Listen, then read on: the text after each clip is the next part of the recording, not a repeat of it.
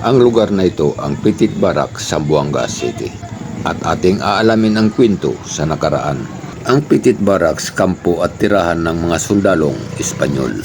Hanggang ito'y nakuha sa sandatahang lakas ng Amerikano noong 1899. The place was developed into a beautiful barracks, home of American soldiers.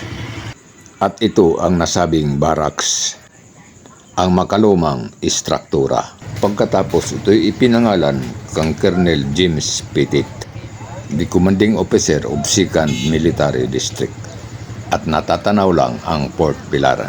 Ito'y napasailalim ng mga Hapones simula 1942 hanggang 1945. Pagkatapos sa pangalawang pangdaigdigang digmaan, ibinigay sa pamamahala ng Pilipinas noong 1946. Ito ang maikling kwento sa Petit Barracks, Zamboanga City. Hanggang sa muli.